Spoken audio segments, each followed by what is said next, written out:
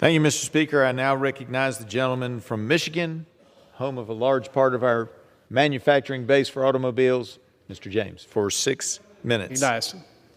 Thank you, Mr. Speaker. Chairman Guthrie and Griffith, I want to thank you and your staff for your professionalism, especially on moving this important measure forward.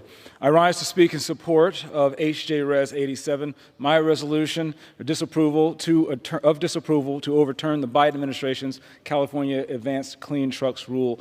Mr. Chairman, I am kind of disappointed, but not surprised, at my colleagues' lack of understanding for exactly what we're trying to do here. But I would expect bad faith negotiations here and elsewhere. But let me just highlight a couple of points that we've heard over the recent few minutes. Lowering prescription drug costs. I wonder what my colleagues think about our truck drivers and how their life-saving drugs get to their constituents.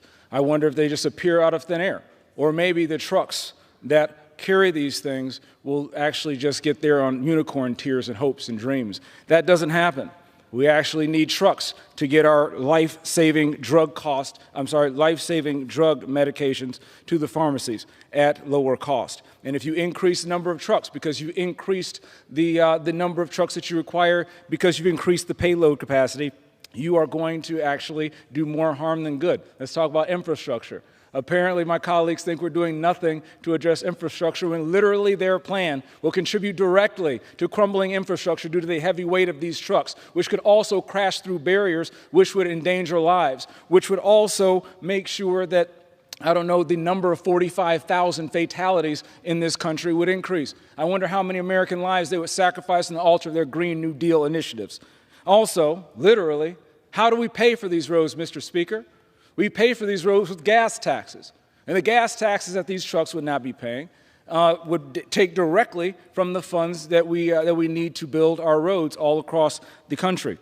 In addition to air pollution, Republicans care about clean air. We care about clean water. We also care about common sense. Maybe in California they can plug their trucks into a tree, but in the rest of the country, we are relying on an energy grid that is still at least half reliant on an all-of-the-above approach where we have economical, reliable energy, and you're still including things like natural gas and coal. These are the types of things that happen in the real world, and common sense applies in other areas outside of California, like in Michigan. We're not afraid of the future, but we demand to be a part of it. America called on us during 2 world wars and a global pandemic, and my legislation will ensure that Michigan stands ready to answer the call once again. My family is no stranger to how important the trucking industry is. My father started a trucking business with 1 truck, 1 trailer, and no excuses. And then a generation later, I started a trucking company during the COVID pandemic. He grew up in the Jim Crow South and moved to Michigan in search of opportunity in the American dream, fought tooth and nail harmful regulations and misguided rules that would have prevented his company from ever getting off the ground. Now, more than 50 years later, his son stands before the United States House of Representatives to continue the fight against harmful regulations and misguided rules that put thousands upon thousands of livelihoods at risk. This Biden rule is not just bad policy, Mr. Speaker. It's a scam of a decade, putting California's failed EV policies in charge of the entire trucking industry in Michigan and the United States. Mr. Speaker, does anyone in this chamber actually believe that this is the United States of California?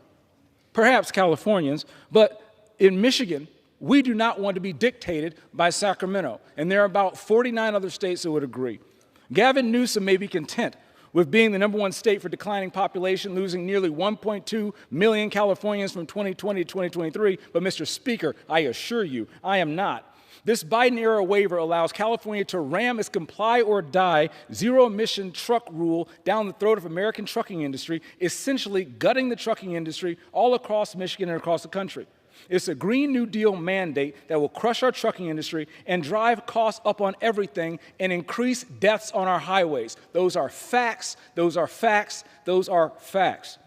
This policy, if left unchecked, would mandate truck makers only, no exceptions, no choice, only sell expensive, less reliable, zero-emissions trucks. This is going to increase the number of trucks required, which is going to increase the cost of everything from gas to groceries. The death of the American trucking industry is not just an unintended consequence of this radical California policy. Mr. Speaker, it's the goal. They intend to set unworkable emission standards that will cripple our supply chains and make it impossible for tens of thousands of trucking companies to do business because they're unwieldy and inconvenient. This policy is unsustainable, unrealistic, and a job killer, and most importantly, is a life ender. Telling the Michigan trucking industry and all other industries that they are willing to move forward with this policy is unacceptable. Today, the House of Representatives will send a resounding no to the radical left and a resounding yes to the middle class, to our job creators, to our employers, to our truckers who keep America running. I urge my colleagues to do simple math, use common sense, and put this Biden-era California waiver to bed once and for all. With that, Mr. Speaker, I yield back.